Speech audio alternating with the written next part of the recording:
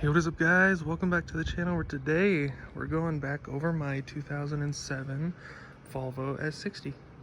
I wanted to redo this video because I have done quite a bit of stuff to it since my last video on this about 2 years ago.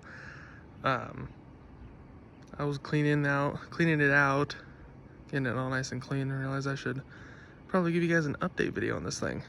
Starting off, look how absolutely gorgeous it looks right now. And it's a mess. It's called detailing, but looks super good. Sprayed some spray wax on it, some tire shine, some no scrub wheel cleaner. Made it look pretty decent. So just going along the outside, I'll tell you guys what I've done to it. So I've got new tires for it. I couldn't really afford what are they, Continental tires. They're still directional though, but yeah, I couldn't afford Continental tires back when I was getting tires for this thing.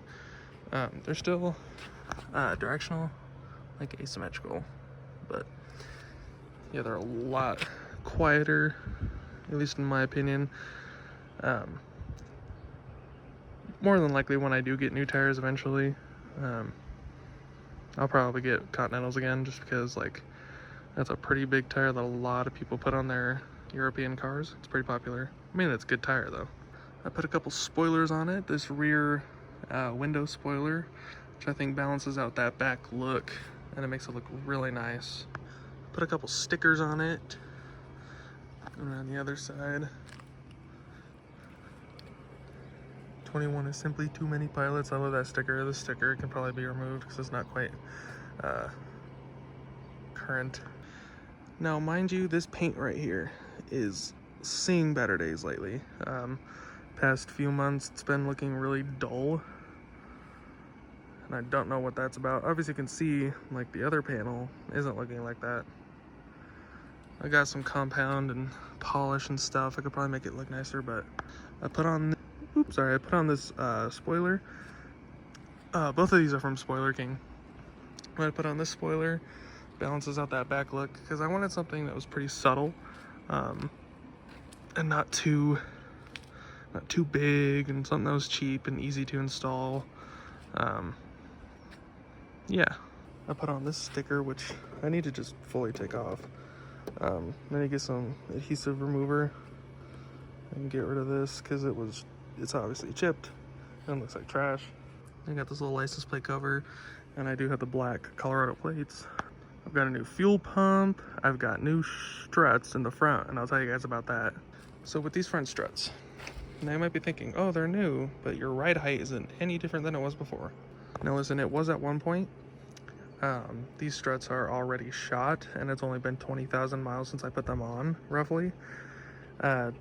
Rule of thumb, don't cheap out on parts for a European car, especially Volvo. Don't cheap out. This isn't a Saturn Ion or Ford Focus. You can't really cheap out on stuff like that. So lesson learned. Yeah, there's like, if you see, there's like, it's so bad. So if like I shake it, there's like no play in that, and there really shouldn't be any play. You should have a little bit of motion. When you stop bouncing this thing, it stops. And I don't know how I feel about that.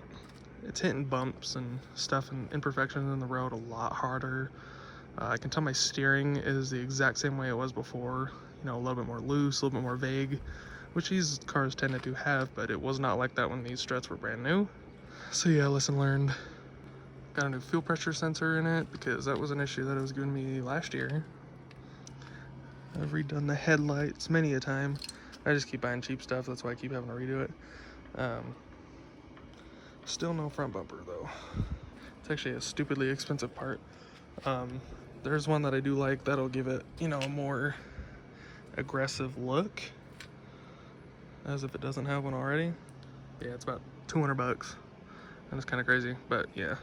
Moving inside the car now, I'm gonna start with the back seats and just show you guys around how much cleaner it looks. Yeah, nothing too special back here. Carpets are cleaned.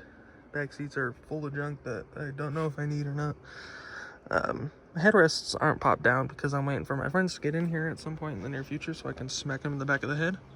Moving on to the inside on the front now. It's looking so much different than it did before. Many of all the little things I fixed, like this little panel thing came off. I glued that back on. The seats are slowly starting to show their age. When I'm done recording this video, I'm going to put on some leather protector. I've cleaned the leather, but I just haven't put any like conditioner or protector on it yet. I'm now inside the car with the door closed. Maybe it gets a little bit better audio. But there's a gnat in here that is flying around and being really annoying. So I hope it doesn't cause too much trouble, but knowing me, it probably will. And back here, got the center console, the 2 cup holders that folds into one if you need it to. Yeah, just a bunch of junk in there. This cup holder I just cleaned out, looking super snazzy. Center console is looking absolutely beautiful and clean for the most part. This leather boot is starting to show its age, which I don't remember if it did. You know, it's been a while since I've seen my video on this, which is conveniently my most popular video, which is really funny to me because I've only posted about this car like twice. Got these 2 little dangly things, 21 Pilots and Pierce the Veil. A couple of my all-time favorite bands just sitting from my rear view. I have not fixed my A-pillars. There's a big issue with that. There's airbags that are connected to these, and I don't trust myself to take it off alone. So, I mean, eventually one day I will take these off and reupholster them just so they don't look like that. Driver's side isn't as bad, but yeah. I'm sure you noticed it because I keep glancing over it. I put a screen in this thing. There's me hugging the driver's side chair, apparently. This thing is actually really nice. I do like it. It's very convenient, you know, especially for having CarPlay. You know, some people might say, oh, it ruins the look of the car, but I really like it. I wanted a screen in a car, but this model doesn't have the screen. This model with the screen is actually, like, kind of rare, but you know what? Whether it be the one that's in the dash or it's the one that has the nav screen that is, like, motorized and comes up and is super cool. But I do like this because it does have CarPlay, and I can use maps, and I can listen to music, although it's not, like, as high quality as if I listen to, like, a CD or just, like, the normal radio. Not entirely sure why, because I use an FM transmitter for it. That's probably the biggest reason. Got this steering wheel cover, mainly just to protect the steering wheel. I don't like it a whole lot. I've gone through many of these just because I can't find one that I really like. Honestly, I might just go to like a black one because I want to protect the steering wheel because it's in good shape, but I want to protect it just because, yeah. And if done right, a steering wheel cover can make a car look really nice. You know, like this one does look nice. It's just it doesn't quite wrap around the steering wheel like I'd like it to. I've had other ones I had another one that did wrap around the steering wheel a lot better, but I had something in my pocket that ripped the bottom of it. So, yeah. This one's also like fraying and it's kind of being annoying. The last one I had, the wood grain that was on the steering wheel, was like, it matched this wood grain like perfectly. Driver's side seat is starting to see better days. It's getting pretty cracked and kind of flat looking, you know. I've been trying my best to, you know, make sure it's always conditioned every time I clean it and clean and all that stuff, but leather degrades over time and, you know, it's alright. And one day I was just chilling. I decided, hey, I'm going to go check the mail, and I got a letter from, like, Department of Motor Transportation or whatever, from Volvo, for my Volvo, saying that the driver side airbag had a recall on it because it deteriorated too much over time and it had a chance of exploding. Like, not even if you get into a wreck or not, it didn't matter, but it would just like explode randomly. So I took it to my nearest dealer, which is all the way, it's like 3 hours away. No, not that long. It's like 2 hours away. It's in Colorado Springs. The dealer that this car came from, which is Bob Penka's Volvo Mazda. Super awesome people there. Shout out to them. They got this fixed up for free, and it was after I got the struts done, so I had them do the alignment, which I need another one if I'm going to do struts again, but yeah, this whole front center piece is pretty much brand new. The new Volvo logo looks a lot better. I think my old one was chipping and looking kind of saggy and soggy and nasty. At one point, I had water accidentally get into my CEM module down there, and it messed up my passenger side headlight. Could not figure out what it was for the life of us, and I finally just like gave up and took it to a shop, and he was like, "Yeah, you had something fry in your CEM, but all it did was pull a code that made your headlight not work," and I reset it, and now it's been working fine ever since. A couple of things that I need to get done to this car is I need to do the timing belt. It's got a clunk when it goes into reverse from neutral and park, but not drive to reverse. And it only ever clunks in reverse from neutral and park. So I'm hoping that all that is an engine mount. I also did engine mounts on this thing, and one of them's already bad. So I got a transmission mount and an upper engine mount coming that are a bit more beefed up. Are hopefully a lot better.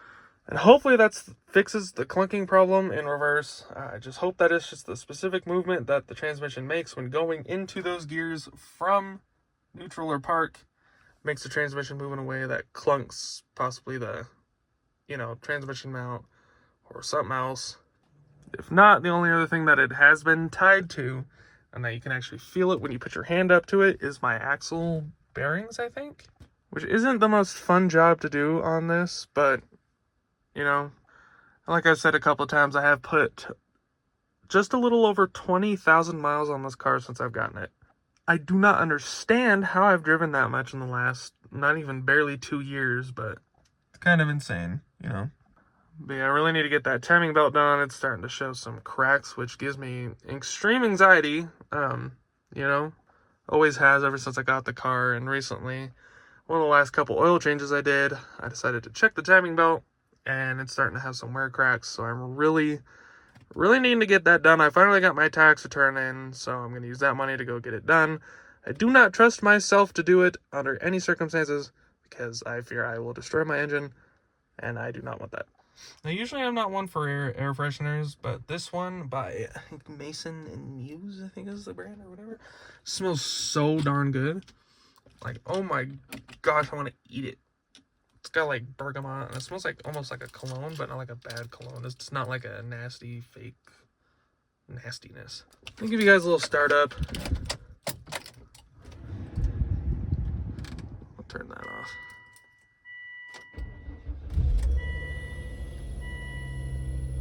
Starts right up. Just got a little bit of a rattle just because of that engine mount is trash. And also when I started, it idles at 1500 RPM, which is super high, but it's always done that. And I don't think that's an issue. But yeah, I got a couple lights on still, like my ABS light. The thing's always been on since I bought this car. And apologies if my microphone cut out because it connected to my CarPlay. I didn't even think about that. If it did, I apologize. If it didn't, then whatever. It seemed to stop recording like right when it like fully connected to CarPlay, so that's funny. Yeah, I still hope to get many more miles out of her, which is why I want to do a lot of this stuff to it. Like I said, those engine mounts, timing belt. I would like to do a transmission drain and fill. Not a flush, a drain and fill. In the future, if I have the extra funds, I do want to put like an exhaust on this. Maybe like the IPD catback, or do a downpipe, or even straight pipe it, because these engines sound... They're absolutely beautiful sounding engines when you put a good exhaust on them. Some people just do a muffler delete, and it does end up sounding trash just because frequencies aren't right. They don't sound good. I've seen people just put like an IPD catback on it, and they sound good. The only issue I've seen with those specific ones is that they do have a tendency to drone, which I don't want. I still want this car to have like a luxury feel, and I don't want it to be too loud. I just want it to, kind of surprise people, like, oh, a car like that should not sound like that, but it does, because it's a 5-cylinder, and it'll beat you in the majority of races you put this thing up against. But I'm just bragging here. I'm just, just being a silly little guy.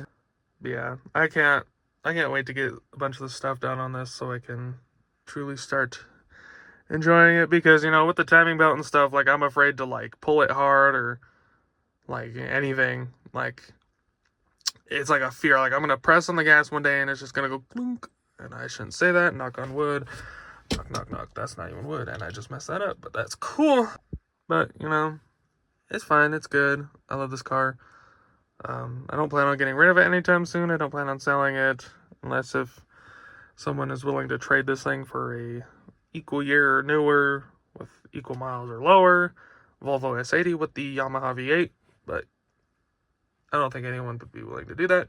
Or even the XC90 with the V8, the SUV. I have a coworker that has one, but only with the 3.2 liter, which isn't their best engine, but it's not completely terrible. It's not as reliable as this one. This one's a 2.5 liter turbocharged. Unfortunately, it's not the R, although not unfortunately, because I like my cars to be a little bit more reliable, and the R's are not the best at reliability, at least when not taken care of, which 90% of them are not. Yeah, I'm just kind of rambling here. Anyways, that'll about do it for this video. Maybe I'll do some videos of some of the stuff that I do to this thing. I don't know quite yet. But thank you guys so much for watching this video. If you guys did like it, make sure you guys leave a like, because it really helps out the channel a lot. Also, make sure you guys subscribe and share with your friends. Spread the word about my channel. Thank you guys so much for watching, and I'll see you guys in the next video. Bye-bye!